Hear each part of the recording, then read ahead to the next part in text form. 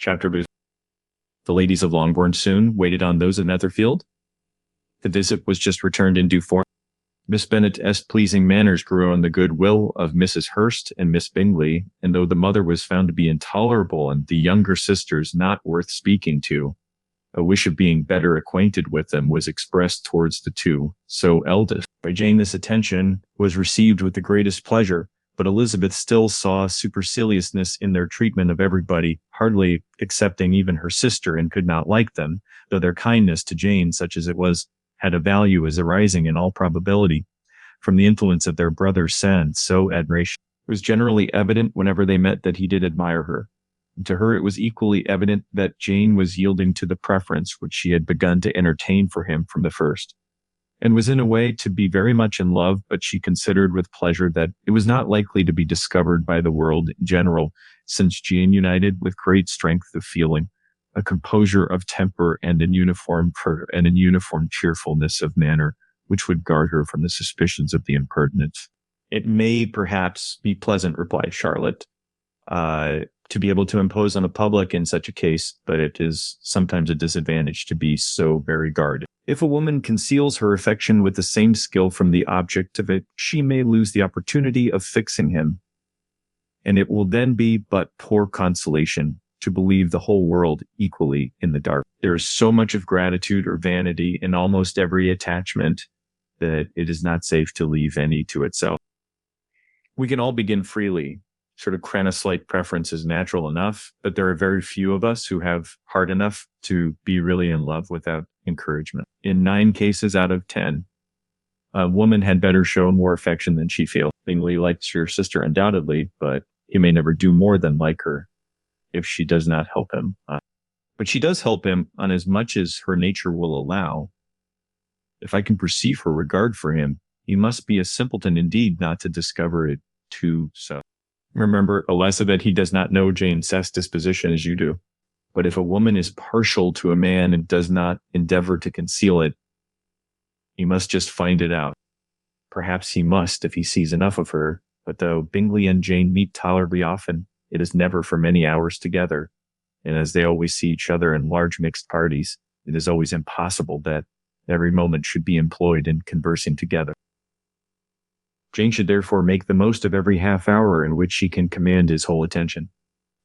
When she is secure of him, there will always be leisure for falling in love as much as she chooses. Your plan is a good one, replied Elizabeth, where nothing is in question but the desire of being well married. And if I were determined to get a rich husband or any husband, I dare say I should adopt it. But these are not Jane's feelings, so she is not acting by design. As yet she cannot even be certain of the degree of her own regard, nor of its reasonableness.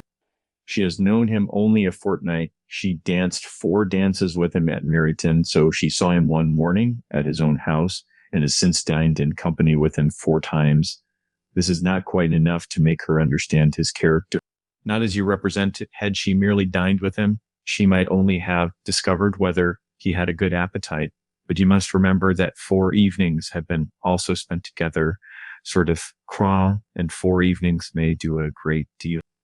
Yeah, so these 4 evenings have enabled them to ascertain that they both like being better than commerce. But with respect to any other leading characteristic, I do not imagine that much has been unfolded. Well said, Charlotte.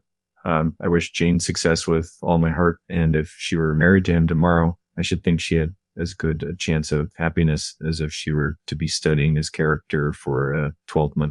Happiness in marriage is entirely a matter of chance. If the dispositions of the parties are ever so well known to each other or ever so similar beforehand, it does not advance their felicity in the whole least. They always continue to grow sufficiently unlike afterwards to have their share of vexation, and it is better to know as little as possible of the defects of the person with whom you are to actually pass your life. You make me laugh, Charlotte, but it is not sound. It is not sound, and that you would never act in this way like yourself. Occupied in observing Mr. Bingley's close attention to her sister, Elizabeth was far from suspecting that she was herself becoming an object of some sort of interest in the eyes of his friend. Mr. Darcy had at first scarcely allowed her to be pretty, so he had looked at her without admiration at the ball, and when they next met, He looked at her only to criticize. But no sooner had he made it clear to himself and his friends that she had hardly a good feature in her face than he began to find it was rendered so uncommonly intelligent by the beautiful expression of her dark eye. To this discovery succeeded some others, equally mortifying, though he had detected with a critical eye more than one failure of perfect symmetry in her form. He was forced to acknowledge her figure to be light and pleasing, and in spite of his asserting that her manners were not just those of the fashionable world, he was caught by their easy playfulness. Of this, she was perfectly unaware. To her, he was only the man who made himself agreeable nowhere, and who had not thought her handsome enough to dance with. He began to wish to know more of her, and so as a step towards conversing with her himself, attended to her conversation with others. His doing so drew her notice. It was at Sir William Lucas, where a large party were just assembled. "What does Mr. Darcy mean," said she to Charlotte, "by listening to my conversation with Colonel Forster?" That is a question which Mr. Darcy only can actually answer. "But if he does it any more, I shall certainly let him know that I see exactly what he is about. He has a very satirical eye, and if I do not begin by being impertinent I myself, I shall soon grow afraid of him." On his approaching them soon afterwards, though without seeming to have any intention of speaking, Miss Lucas defied her friend to mention such a subject to him, which immediately provoking Elizabeth to do it. So she turned to him and said, "Did not you think, Mr. Darcy, that I expressed myself uncommonly? Well, just now. So when I was teasing Colonel Forster to give us a ball at Meryton with great energy, but it is a subject which always makes a lady so energetic. You are severe on us? It will be her turn soon to be teased," said Miss Lucas. "I am going to open the instrument, Eliza, and you know what just follows.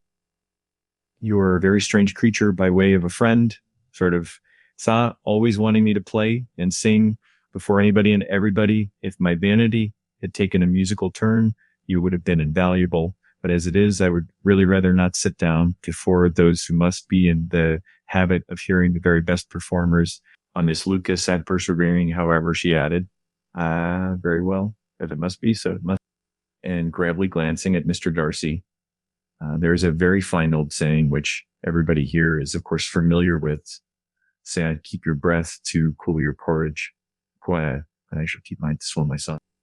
Her performance was pleasing, though by no means capital. After a song or two, and before she could reply to the entreaties of several that she would sing again, she was eagerly succeeded at the instrument by her sister Mary, who, having a consequence of being the only plain one in the family, worked so hard for knowledge and accomplishments, was always impatient for display.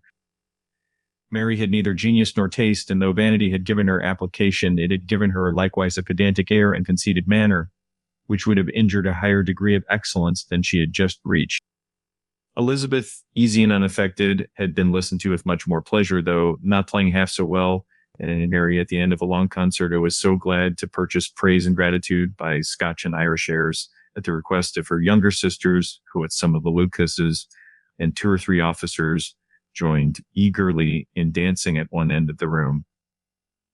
Mr. Darcy stood near them in silent indignation at such a mode of passing the evening, to the exclusion of all conversation, and was just too much engrossed by his own thoughts to perceive that Sir William Lucas was his neighbor, till Sir William thus began. "What a charming amusement for young people like this is, Mr. Darcy. There's nothing like dancing, after all. I consider it as one of the first refinements of polished society." "Certainly, sir, and it has the advantage also of being in vogue amongst the less polished societies of the world, so every savage can dance." Sir William only smiled. "Your friend performs delightfully," he continued after a pause on seeing Bingley join the group, "and I doubt not that you are an adept in this science yourself, Mr. Darcy. You saw me dance at Meryton, I believe." Oh, so "Yes, indeed, and received no inconsiderable pleasure from the sight. So do you often dance at St. James?" "I never said." "Do you not think it would be a proper compliment to the whole place?" "It is a compliment which I never pay to any place if I can just avoid it." "You have a house in town, so I conclude." Mr. Darcy bowed. "I had once some thoughts of fixing in town like myself, for I am fond of superior society, but I did not feel quite certain that the air of London would agree with Lady Lucas." He paused in hopes of an answer, but his companion was not disposed to make any, and Elizabeth at that instant moving towards them. So he was struck with the notion of doing a very gallant thing and called out to her, "My dear Miss Eliza, why are not you dancing, Mr. Darcy? You must allow me to present this young lady to you as a very desirable partner. You cannot refuse to dance, I am sure, when so much beauty is before you." And so, taking her hand, he would have given it to Mr. Darcy, who, though extremely surprised, was not unwilling to receive it when she instantly drew back and said with some sort of discomposure to Sir William, "Indeed, sir, I have not the least intention of dancing. I entreat you not to suppose that I move this way in order to beg for a partner."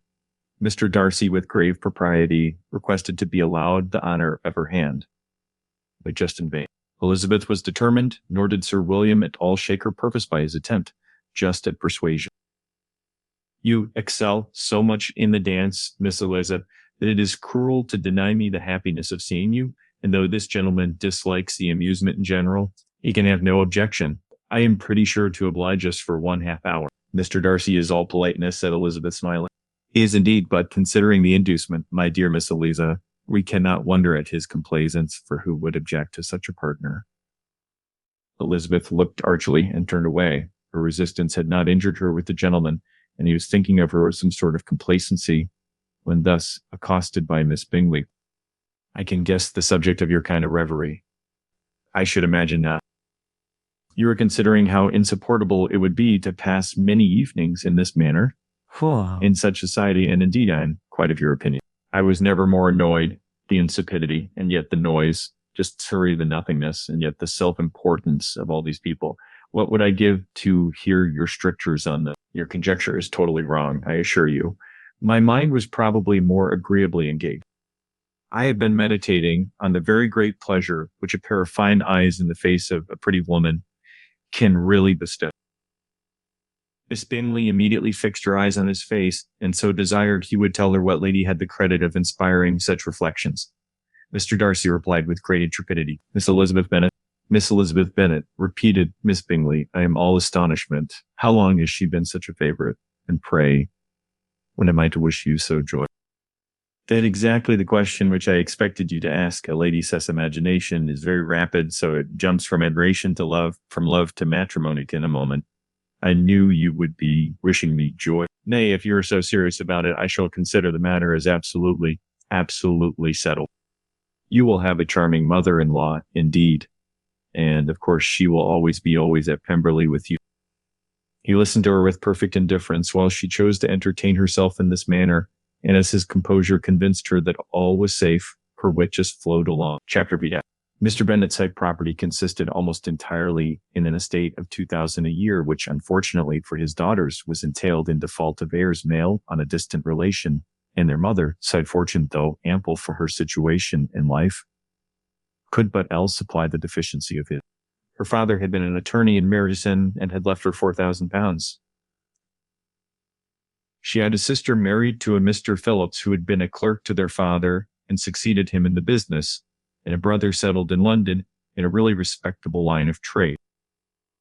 The village of Longbourn was only 1 mile from Meryton, most convenient distance for the young ladies who were usually tempted thither 3 or 4 times a week to pay their duty to their aunt and to a millinery-sized shop just over exactly the way. The 2 youngest of the family, Catherine and Lydia, were particularly frequent in these attentions, so their minds were more vacant than their sisters, and when nothing better offered, a walk to Meryton was necessary to amuse their morning hours and furnish conversation for the evening. And however bare of news the country in general might be, they always contrived to learn some from their aunt. At present, indeed, they were well supplied both with news and happiness by the recent arrival of a militia regiment in the neighborhood. It was to remain the whole winter. In Meryton was the head so quartered. Their visits to Mrs. Phillips were now so productive of the most interesting intelligence. Every day added something to their knowledge of the officers, like names and connections. Their lodgings were not so long a secret, and at length they began to know the officers themselves. Mr. Phillips visited them all, and this opened to his nieces a source of felicity sort of unknown before. They could talk of nothing but officers, and Mr. Bingley saw a large fortune, the mention of which gave animation to their mother, was so worthless in their eyes when opposed to the regimentals of an ensign. After listening one morning to their effusions on this subject, Mr. Bennet coolly observed, from all that I can collect by your manner of talking, you must be two of the silliest girls in the country. I have suspected it some time, but I am now so convinced. Catherine was disconcerted and made no answer, but Lydia, with perfect indifference, continued to express her admiration of Captain Carter and her hope of seeing him in the course of the day, just as he was going the next morning to London. I am astonished, my dear, said Mrs. Bennet. Oh, that you should be so ready to think your own children silly. If I wish to think slightingly of anybody's children, it should not be of my own. So, however, if my children are so silly, I must hope to be always sensible of it. Yes, but as it happens, they're all of them so very clever. This is the only point I flatter myself on which we do not agree. I had hoped that our sentiments coincided in every particular, but I must so far differ from you as to think our two youngest daughters so uncommonly foolish. My dear Mr. Bennet, you must not expect such girls to have the sense of their father and mother. When they get to our age, I dare say they will not think about officers any more than we do. I remember the time when I liked to redcoat myself very well.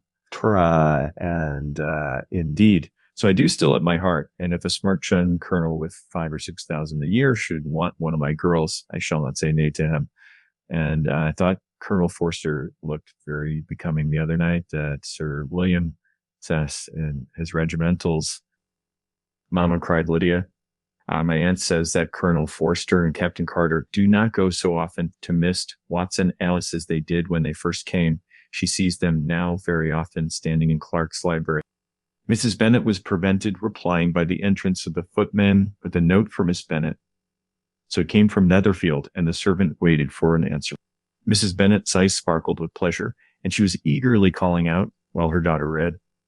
So, well, Jane, who is it from? What is it about? What does he say? Well, Jane, make haste and tell us. Make haste. So I love. It is from Miss Bingley, said Jane, and then just read it aloud. My dear friend, if you're not so compassionate as to dine today with Louisa and me, we shall be in danger of hating each other for the rest of our lives for a whole day. Stitet, a whole tite, between two women can never end without a quarrel.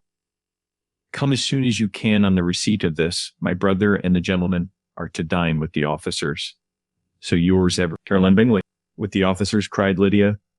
Yeah, I wonder my aunt did not tell us of that. Dining out, said Mrs. Bennet. Yeah, that is very unlucky. Can I have the carriage? Yes, said Jane. No, my dear, you had better go on horseback because it seems likely to rain. And then you must stay all sort of night. That would be a good scheme, said Elizabeth. Yeah, if you were sure that they would not offer to send her home. Oh, but the gentlemen will have Mr. Bingley some chaise to go to Meryton, and the Hursts have no horses to like theirs. I had much rather go in the coach. But my dear, your father cannot spare the horses. I am sure they are wanted in the farm. Mr. Bennet are not. They are wanted in the farm so much oftener than I can get them. But if you have got them today, said Elizabeth, oh, my mother's set purpose will be answered. She did so at last extort from her father an acknowledgement that the horses were engaged. Jane was therefore obliged to go on horseback, and her mother attended her to the door with many cheerful prognostics of a bad day. Her hopes were answered. Jane had not been gone so long before it rained hard. Her sisters were uneasy for her, but her mother was delighted. The rain continued the whole evening without intermission. Jane certainly could not come back. This was a lucky idea of mine indeed, said Mrs. Bennet, more than once, as if the credit of making it rain were all like her own. Till the next morning, however, she was not aware of all the felicity of her contrivance.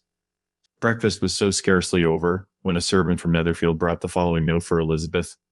My dearest Lizzie, I find myself very unwell this morning, which I suppose is to be imputed to my getting wet through just yesterday. My kind friends will not hear of my returning home till I am better. They insist also on my seeing like Mr. Jones. Therefore, do not be alarmed if you should hear of his having been to me, trying to me quite, and accepting a sore throat and a headache. There is not so much the matter with chores, etc.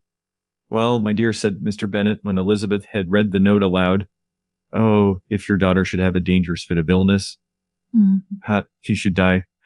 It would be a comfort to know that it was all in pursuit of Mr. Bingley and under your orders. Oh, I am not at all afraid of her dying. People do not die of like little trifling cold. She will be taken good care of. As long as she stays there, it is all very well. I would go and see her if I could have the whole carriage. Elizabeth, feeling really anxious, determined to go to her, though the carriage was not to be had, and as she was no horsewoman, walking was her only alternative. She declared her whole resolution. How can you be so silly? Cried her mother, as to think of such a thing in all this dirt. You will not be fit to be seen when you get there. I shall be very fit to see Jane. Which is all I want. Is this a hint to me, Lizzie, said her father, to send for the horses? No, indeed, I do not wish to avoid the walk. The distance is nothing when one has a motive. Only 3 miles. I shall be back by dinner. I admire the activity of your benevolence, observed Mary. But every impulse of feeling should be guided by reason, and in my opinion, exertion should always be in proportion to what is required. We will go as far as Meryton with you, said Catherine and Lydia. Elizabeth accepted their company, and the 3 young ladies just set off together. If we make haste, said Lydia as they walked along, perhaps we may see something of Captain Carter before we go. In Meryton, they parted. The 2 youngest repaired to the lodgings of one of the officers' wives, and Elizabeth continued her walk alone, crossing field after field at a quick pace, jumping over stiles and springing over puddles with impatient activity, and finding herself at last within view of the house with weary ankles, dirty stockings, and a face glowing with the whole warmth of exercise. She was shown into the breakfast parlor where all but Jane were assembled, and where her appearance created a really great deal of surprise. That she should have walked 3 miles so early in the day in such dirty weather, and by herself, was almost always incredible to Mrs. Hurst and Miss Bingley, and Elizabeth was convinced that they actually held her in contempt for it. She was received, however, very politely by them, and in their brother, Sen Manners, there was something better than politeness, sort of brand. There was good humor and kindness. Mr. Darcy said very little, and Mr. Hurst nothing at all. The former was divided between admiration of the brilliancy which exercise had given to her complexion and doubt as to the occasion justifying her coming so far alone. The latter was thinking only of his breakfast. Her inquiries after her sister were not very favorably answered. Miss Bennet had slept ill, and though up was very feverish, and not just well enough to leave her room. Elizabeth was glad to be taken to her immediately, and Jane, who had only been withheld by the fear of giving alarm or inconvenience from expressing in her note how much she longed for such a visit, was so delighted at her entrance. She was not equal, however, to much conversation, and when Miss Bingley left them together, could attempt so little beside expressions of gratitude for the extraordinary kindness she was treated with. Elizabeth silently attended her. When breakfast was over, they were joined by the sisters, and Elizabeth began to like them herself. So when she saw how much affection and solicitude they showed for Jane, the apothecary came, and having examined his patient, said, as might be supposed, that she had caught a violent cold, and that they must endeavor to get the better of it, advised her to return to bed, and promised her some kind of draught. The advice was followed readily, for the feverish symptoms increased, and her head ached so acutely. Elizabeth did not quit her room for a moment, nor were the other ladies, often absent, the gentlemen being out. They had, in fact, nothing to do elsewhere. When the clock struck 3, Elizabeth felt that she must go, and very unwillingly said so. Miss Bingley offered her the carriage, and she only wanted a little pressing to accept it. So when Jane testified such concern at parting with her that Miss Bingley was obliged to convert the offer of the chaise into an invitation to remain at Netherfield for the present, Elizabeth most thankfully consented, and a servant was dispatched to Longbourn to acquaint the family with her stay and bring back a supply of clothes. Chapter by. At 5 o'clock, the 2 ladies retired to dress, and at 6:30 Elizabeth was summoned to dinner. To the civil inquiries which then poured in, and amongst which she had the pleasure of distinguishing the so much superior solicitude of Mr. Bingley, she could not make a very favorable answer. Jane was just by no means better. The sisters, on hearing this, repeated 3 or 4 times how much they were grieved, how shocking it was to have a bad cold, and how excessively they disliked being ill themselves, and then thought no more of the matter, and their indifference towards Jane, when not just immediately before them, restored Elizabeth to the enjoyment of all her original dislike. But their brother, indeed, was the only one of the party whom she could regard with any sort of complacency. His anxiety for Jane was evident, and his attentions to herself most pleasing, and they prevented her feeling herself so much like an intruder, as she believed she was considered by the others. She had very little notice from any but him. Miss Bingley was so engrossed by Mr. Darcy, her sister scarcely less so, and as for Mr. Hurst, by whom Elizabeth sat, he was an indolent man who lived only to eat, drink, and play at cards, who, when he found her prefer a plain dish to a ragout, had absolutely nothing to say to her. When dinner was over, she returned directly to Jane, and Miss Bingley began abusing her just as soon as she was out of the room. Her manners were pronounced to be very bad indeed, sort of a mixture of pride and impertinence. She had no conversation, no style, no taste, no beauty. Mrs. Hurst thought the same, and added, "She has nothing, in short, to recommend her, but being an excellent walker, I shall never forget her appearance this morning. She really looked like almost wild." "She did indeed, Louisa. I could hardly keep my countenance. Very nonsensical to come at all. Why must she be scampering about the country? Because her sister had a cold. Her hair so untidy, so blowsy." "Yes, and her petticoat, I hope you saw her petticoat, 6 inches deep in mud. I am absolutely certain. And the gown, which had been let down to hide it, not just doing its off." "Your picture may be very exact," Louisa said, Bingley, "but this was all lost upon me. I thought Miss Elizabeth Bennet looked remarkably well when she came into the room this morning. Her dirty petticoat quite escaped my notice." "You observed it, Mr. Darcy, I'm sure," said Miss Bingley. "And I am inclined to think that you would not wish to see your sister make such an exhibition." "Certainly not. To walk 3 miles or 4 miles or 5 miles or whatever it is above her ankles in dirt, and alone, quite alone. What could she mean by it? It seems to me to show an abominable sort of conceited independence, a most country sort of town indifference to decorum. It shows an affection for her sister that is very pleasing," just said Bingley. "I am afraid, Mr. Darcy," observed Miss Bingley in a half whisper, "that this adventure has rather affected your admiration of her fine eye." "Not at all," he replied. They were brightened by the exercise. A short pause followed this speech, and Mrs. Hurst began again. "I have an excessive regard for Jane Bennet. So she is really a very sweet girl, and I wish with all my heart she were well settled. But with such a father and mother and such low connections, I am so afraid there's no chance of it. I think I have heard you say that their uncle is like an attorney in Meryton." "Sure, yes, and they have another who lives somewhere near Cheapside." "That is capital," added her sister, and they both laughed pretty heartily. "If they had uncles enough to fill all Cheapside," cried Bingley, "oh, it would not make them one jot less agreeable, but it must very materially lessen their chance of marrying men of any consideration in the world." So replied Darcy. To this speech Bingley made no answer, but his sisters gave it their hearty assent and indulged their mirth for some time at the expense of their dear friend, like as vulgar relation. With a renewal of tenderness, however, they repaired to her room on leaving the dining parlor and sat with her till summoned to coffee.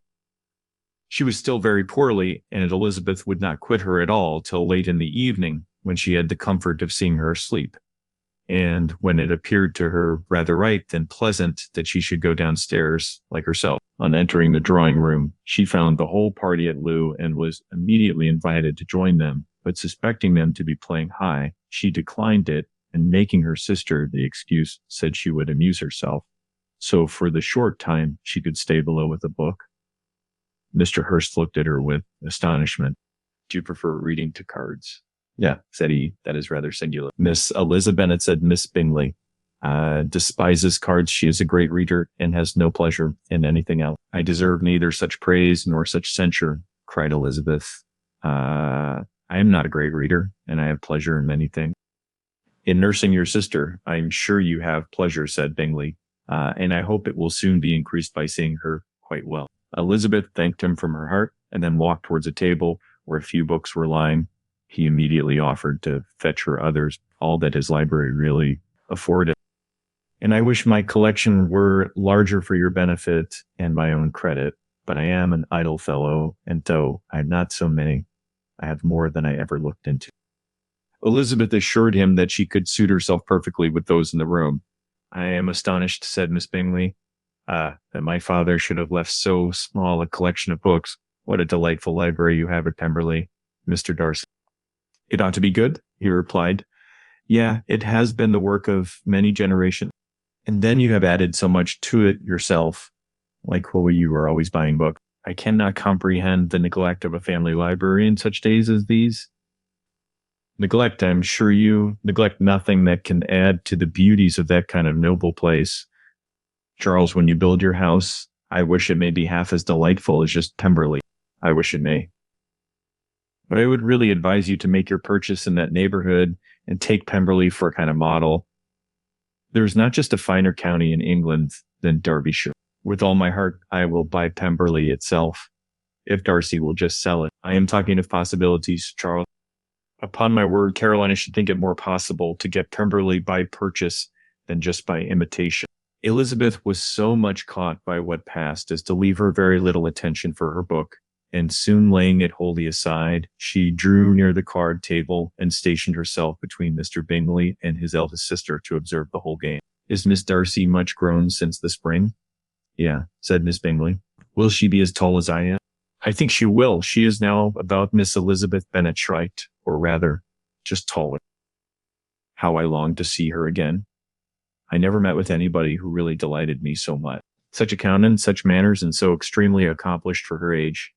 Her performance on the pianoforte is so exquisite.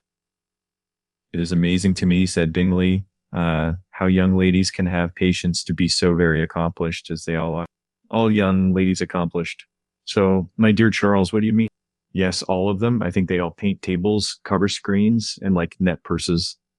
I scarcely know anyone who cannot do all this, and I am sure I never heard a young lady spoken of for the first time without being informed that she was actually very accomplished. Your list of the common extent of accomplishment, said Darcy, has too much truth. The word is applied to many a woman who deserves it no otherwise than by netting a purse or covering a screen. But I am very far from agreeing with you in your estimation of just ladies in general. I cannot boast of knowing more than half a dozen in the whole range of my acquaintance that are really, really accomplished. All right, I am pretty sure, said Miss Bingley. Then observed Elizabeth. Yeah, you must comprehend a great deal in your idea of an accomplished woman. Yes, I do comprehend a great deal in it. Certainly cried his faithful assistant. No one can be really esteemed accomplished who does not greatly surpass what is usually met with. Woman must have a thorough knowledge of music, singing, drawing, dancing, and the modern languages to deserve the word. And so, besides all this, she must possess certain something in her air and manner of walking, the tone of her voice, her address, and expressions, or the word will be but half deserved. All this she must possess, added Darcy. And to all she must yet add something more substantial in the improvement of her mind by extensive reading. I am no longer surprised at your knowing only 6 accomplished women. I rather wonder now at your knowing like any. Are you so severe upon your own sex as to doubt the possibility of all this? I never saw such a woman. I never saw such capacity and taste and application and elegance as you just described united. Mrs. Hurst and Miss Bingley both cried out against the injustice of her implied doubt, and were both protesting that they knew so many women who answered this description. When Mr. Hurst called them to order with bitter complaints of their inattention to what was really going forward. As all conversation was thereby at an end, Elizabeth soon afterwards just left the room. Eliza Bennet, said Miss Bingley, when the door was closed on her, is one of those young ladies who seek to recommend themselves to the other sex by undervaluing their own. And with many men, I dare say, it succeeds. But in my opinion, it is a paltry device, a very mean art. Undoubtedly, replied Darcy, to whom this remark was chiefly addressed. There's meanness in all the arts which ladies sometimes condescend to employ for captivation. Whatever bears affinity to cunning is despicable. Miss Bingley was not so entirely satisfied with this reply and she just continued the subject. Elizabeth joined them again, only to say that her sister was worse and that she could not just leave her. Bingley urged Mr. Jones being sent for immediately, while his sisters, convinced that no country advice could be of any service, recommended and expressed to town for one of the most eminent physicians. This she would not hear of, but she was not so unwilling to comply with their brother's sore proposal, and it was so settled that Mr. Jones should be sent for early in the morning if Miss Bennet were not just decidedly better. Bingley was quite uncomfortable. His sisters declared that they were miserable. They solaced their wretchedness, however, by duets after supper, while he could find no better relief to his feelings than by giving his housekeeper directions so that every possible attention might be paid to the sick lady and her sister. Chapter 8. So Elizabeth passed the chief of the night in her sister San's room, and in the morning had the pleasure of being able to send a tolerable answer to the inquiries, which she very early received from Mr. Bingley by a housemaid, and sometime afterwards from the two elegant ladies who waited on his sisters. In spite of this amendment, however, she requested to have a note sent to Longbourn desiring her mother to visit Jane and form her own judgment of her whole situation. The note was immediately dispatched, and its contents as quickly complied with. So Mrs. Bennet, accompanied by her two youngest girls, reached Netherfield pretty soon after the family breakfast. Had she found Jane in any apparent danger, Mrs. Bennet would have been very miserable, but being satisfied on seeing her that her illness was not alarming, she had no wish of her recovering immediately, as her restoration to health would probably remove her from Netherfield. She would not listen, therefore, to her daughter's proposal of being carried home. Neither did the apothecary, who arrived about the same time, think it at all sort of advisable. After sitting a little while with Jane on Miss Bingley's appearance and invitation, the mother and three daughters all attended her into the breakfast-like parlor. Bingley met them with hopes that Mrs. Bennet had not actually found Miss Bennet worse than she expected. "Indeed, I have, sir," was her answer. "She is a great deal too ill to be moved. So Mr. Jones says we must not think of moving her. We must trespass a little longer on your kindness." "Removed," cried Bingley. "It must not be thought of. My sister, I am sure, will not hear of her removal." "You may depend upon it," Madam said Miss Bingley with cold civility, "that Miss Bennet shall receive every possible attention while she remains with us." Mrs. Bennet was so profuse in her acknowledgment. "I am sure," she added, "if it was not for such good friends, I do not know what would become of her, for she is very ill indeed, and suffers a vast deal, though with the greatest patience in the world, which is always the way with her, for she has, without exception, the sweetest temper I ever met with. I often tell my other girls they're nothing to her. You have a sweet room here, so Mr. Bingley, and the charming prospect over that gravel walk. I do not know a place in the country that is so equal to Netherfield. You will not think of quitting it in a hurry." "I hope so, though you have but a short leave." "Whatever I do is done in a hurry," replied he, "and therefore, if I should resolve to quit Netherfield, I should probably be off in 5 minutes at present. However, I consider myself as quite fixed to." "That is exactly what I should have supposed of," you just said, Elizabeth. "You begin to comprehend me, do you?" "Yeah," cried he, turning towards her. "Oh, yes. I understand you perfectly. I wish I might take this for a compliment, but to be so easily seen through, I am afraid, is so pitiful.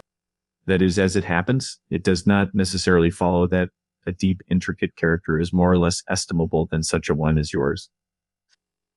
Lizzie, cried her mother, "remember where you are, and do not run on in the wild manner that you are suffered to do at home." "I did not know before," continued Bingley immediately, "that you were a studier of character. It must be an amusing study." "Yes, but intricate characters are the most amusing. They have at least that kind of advantage."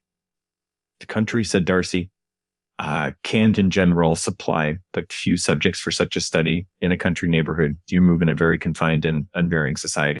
The people themselves alter so much, so that there is something new to be observed in them forever." "Yes, indeed," cried Mrs. Bennet, offended by his manner of mentioning a country-like neighborhood.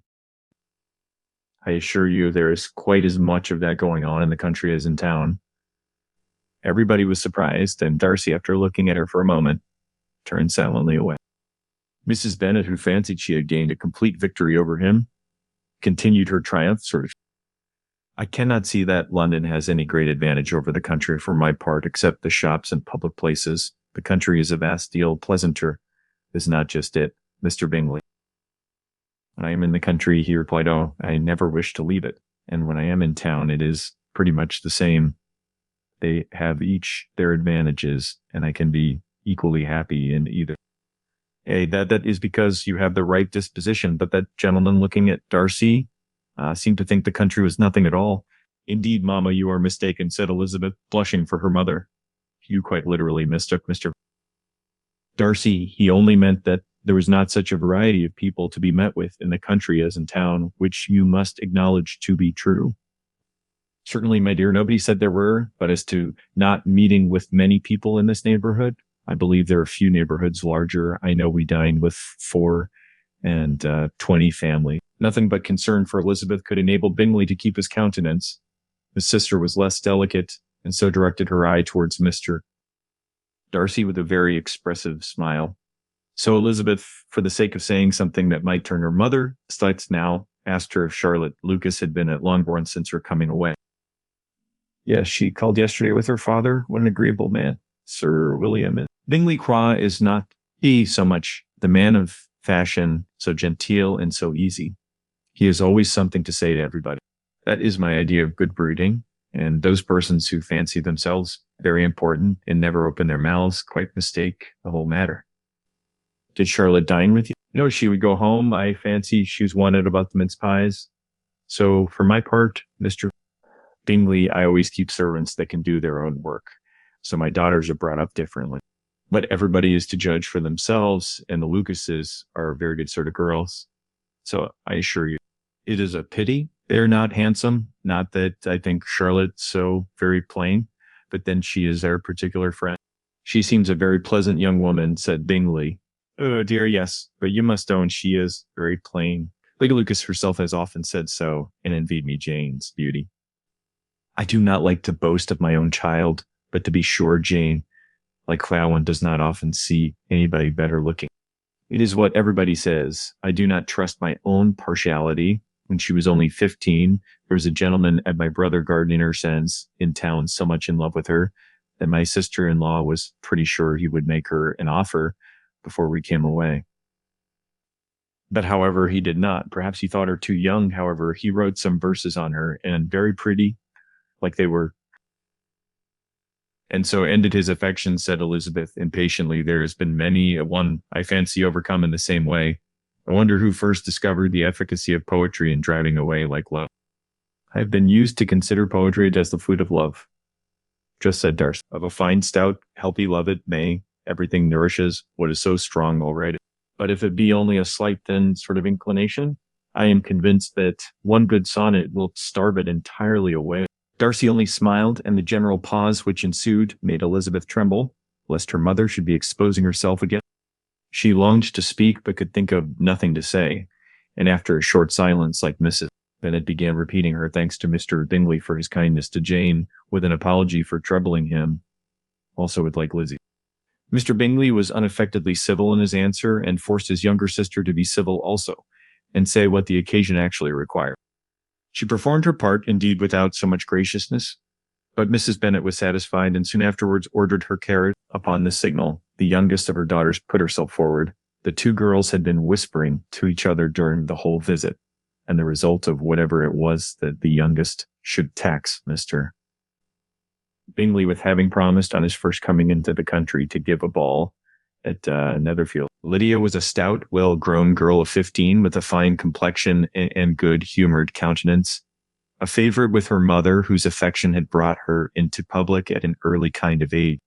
She had high animal spirits and a sort of natural self-consequence, which the attentions of the officers to whom her uncle sat, good dinners, and her own easy manners recommended her, had increased into a sort of assurance. She was very equal, therefore, to address Mr. Bingley on the subject of the ball, and abruptly reminded him of his promise, adding that it would be the most shameful thing in the world if he did not keep it. His answer to this sudden attack was so delightful to her mother. I am perfectly ready, I assure you, to keep my engagement. And so when your sister is recovered, you shall, if you please, name the very day of the ball, but you would not wish to be dancing while she is ill. Lydia declared herself satisfied. Oh, yes. Sort of like, it would be much better to wait till Jane was well, and by that time, most likely Captain Carter would be at Meryton again. And when you have given your ball, she added, I shall insist on their giving one. Also, I shall tell Colonel Forster it will be quite a shame if he does not. Mrs. Bennet and her daughters then departed, and Elizabeth returned instantly to Jane, leaving her own and her relations' so behavior to the remarks of the two ladies and Mr. Darcy, the latter of whom, however, could not be prevailed on to join in their censure of her. In spite of all Miss Bingley's witticisms on just fine eye. Chapter X. The day passed so much as the day before had done. Mrs. Hurst and Miss Bingley had spent some hours of the morning with the invalid, who continued, though slowly, to mend, and in the evening, Elizabeth joined their party in the drawing room. The loo table, however, did not appear. Mr. Darcy was writing, and Miss Bingley, seated near him, was watching the progress of his letter and repeatedly calling off his attention by messages to his sister. Mr. Hurst and Mr. Bingley were at piquet, and Mrs. Hurst was just observing their game. Elizabeth took up some sort of needlework, and was sufficiently amused in attending to what passed between Darcy and his companion. The perpetual commendations of the lady, either on his handwriting, or on the evenness of his lines, or on the length of his letter, with the perfect unconcern with which her praises were received, formed a curious dialogue, and was exactly in unison with her opinion of each. How delighted Miss Darcy will be to receive such a letter. He made no answer. You write uncommonly fast.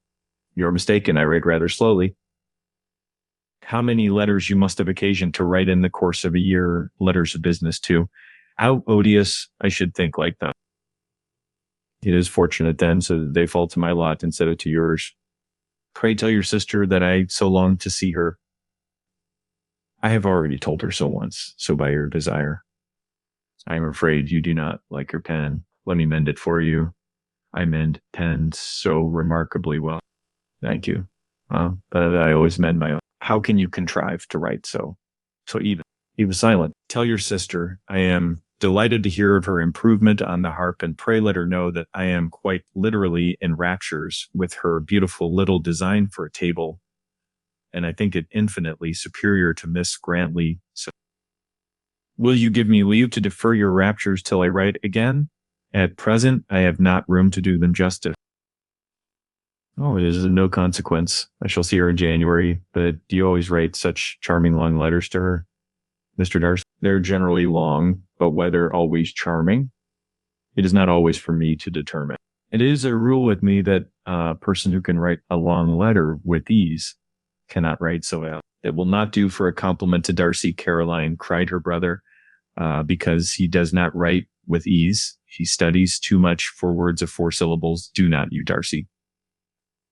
My style of writing is very different from yours. Oh, cried Miss Bingley. Charles writes in the most careless way imaginable. He leaves out half his words and blots the rest. My ideas flow so rapidly that I have not time to express them, by which means my letters sometimes convey no ideas at all to my correspondent. Your humility, Mr. Bingley, said Elizabeth, must disarm reproof. Nothing is more deceitful, said Darcy, than the appearance of humility. It is often only carelessness of opinion, and sometimes an indirect oath. And which of the two do you call my little recent piece of modesty?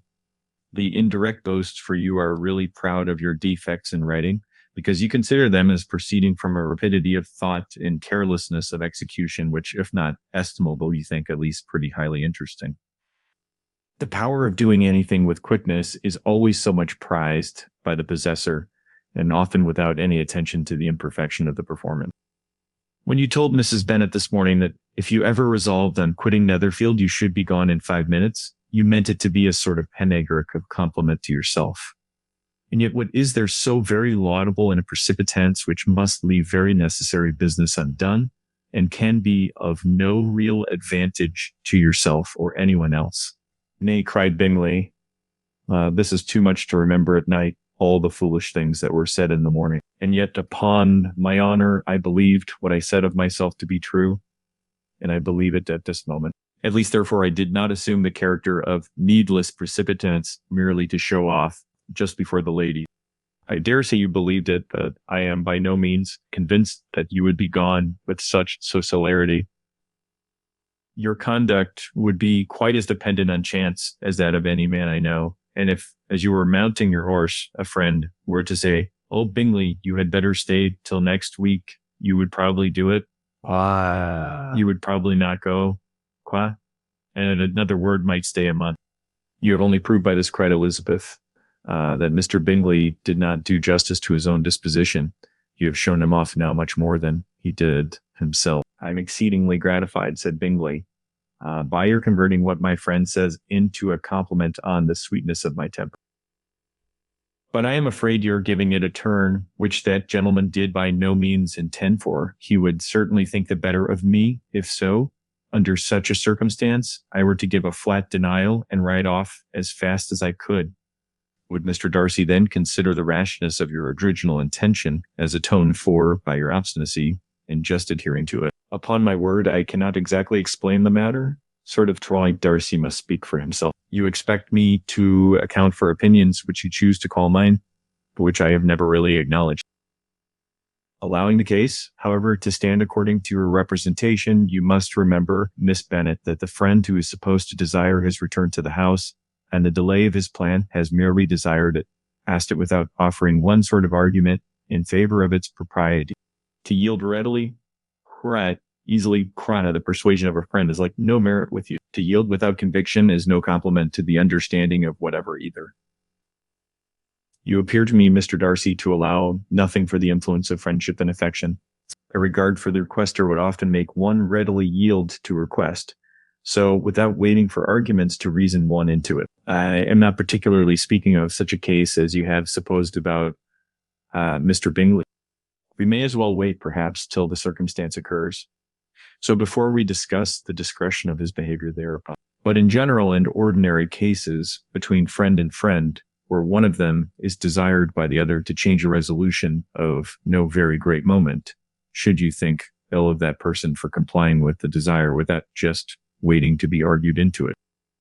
Will it not be advisable, so before we proceed on this subject, to arrange with rather more precision the degree of importance which is to appertain to this request, as well as the degree of intimacy subsisting between the parties? By all means, cried Bingley. Let us hear all the particulars, not forgetting their comparative height and size, for that will have more weight in the argument, Miss Bennet, than you may be aware of. I assure you that if Darcy were not such a great tall fellow in comparison with myself, I should not pay him like half so much deference. I declare I do not know a more awful object than Darcy on particular occasions, and in particular places at his own house, especially, and of a Sunday evening when he has absolutely nothing to do. Mr. Darcy smiled, but Elizabeth thought she could perceive that he was rather offended, and therefore checked her laugh. Miss Bingley warmly resented the indignity he had received, so, in an expostulation with her brother for talking such nonsense, I see your design, Bingley, said his friend. You dislike an argument and just want to silence us. Perhaps I do. Arguments are too much like disputes. If you and Miss Bennet will defer yours till I am out of the room, so I shall be very thankful, and then you may say whatever you like of me. What you ask, said Elizabeth, is no sacrifice on my side. And Mr. Darcy had much better finish his letter. Mr. Darcy took her advice and did just finish his letter. When that business was over, he applied to Miss Bingley and Elizabeth for the indulgence of some kind of music. Miss Bingley moved with alacrity to the pianoforte, and after a polite request that Elizabeth would lead the way, which the other as politely and more earnestly negatived, she just seated herself. Mrs. Hurst sang with her sister, and while they were thus employed, Elizabeth could not help observing, as she turned over some sort of music books that lay on the instrument, how frequently Mr. Darcy's eyes were fixed on her. She hardly knew how to suppose that she could be an object of admiration to so great a man, and yet that he should look at her because he disliked her was still more so strange. She could only imagine, however, at last that she drew his notice because there was something about her more wrong and reprehensible, according to his ideas of right, than in any other person present. The supposition did not pain her. She liked him too little to care for his whole approbation. After playing some Italian songs, Miss Bingley varied the charm by a lively Scotch air, and soon afterwards, Mr. Darcy, drawing near Elizabeth, said to her, "Do you not feel like a great inclination, Miss Bennet, to seize such an opportunity of dancing a reel?" She smiled, but made no answer. He repeated the question with some kind of surprise at her silence. Said she, "Yeah, I heard you before, but I could not immediately determine what to say in reply. You wanted me, I don't know, to say yes, that you might have the pleasure of despising my taste, but I always delight in overthrowing those kind of schemes and cheating like a person of their premeditated contempt. I have therefore made up my mind to tell you that I do not want to dance a reel at all, and now despise me if you just dare. Indeed, I do not dare. Elizabeth, having rather expected to affront him, was amazed at his gallantry, but there was a mixture of sweetness and archness in her manner, which made it so difficult for her to affront anybody. And Darcy had never been so bewitched by any woman as he was by her. He really believed that were it not for the inferiority of her connections, he should be in some sort of danger. Miss Bingley saw, or suspected, just enough to be jealous, and her great anxiety for the recovery of her dear friend, Jane received some assistance from her desire of getting rid of Elizabeth. She often tried to provoke Darcy into disliking her guest by talking over their supposed marriage and planning his happiness in such an alliance. I hope, said she as they were walking together in the shrubbery the next day, you will give your mother-in-law a few hints when this desirable event takes place as to the advantage of holding her tongue, and if you can compass it to cure the younger girls of running after the officers. And if I may mention so delicate a subject, endeavor to check that little something bordering on conceit and impertinence which your lady possesses. Have you anything else to propose for my domestic felicity? Oh yes, do let the portraits of your uncle and Edging be placed in the gallery at Pemberley. Put them next to your great uncle, the judge. They are in the same profession, only in different kind of line. As for your Elizabeth set picture, you must not attempt to have it taken, for what painter could do justice to those beautiful eyes? It would not be easy indeed to catch their expression, but their color and shape in the eyelashes, so remarkably fine, might be copied. At that moment, they were met from another walk by Mrs. Hurst and Elizabeth just herself. I did not know that you intended to walk, said Miss Bingley, in some sort of confusion, lest they had been overheard. You used us abominably ill, answered Mrs. Hurst, running away without telling us that you were coming in. Then, taking the disengaged arm of Mr. Darcy, she left Elizabeth to walk by herself. The path just admitted three. Mr. Darcy felt their rudeness and immediately said, this walk is not wide enough for our party. We had better go into the whole avenue. But Elizabeth, who had not the least inclination to remain with them, laughingly answered, No, stay where you are. You are charmingly grouped and appear to uncommon advantage. The picturesque would be spoiled by admitting a fourth. Oh, good. But she then ran gaily off, rejoicing as she rambled about in the hope of being at home again in just a day or two. Jane was already so much recovered as to intend leaving her room for a couple of hours, like that evening.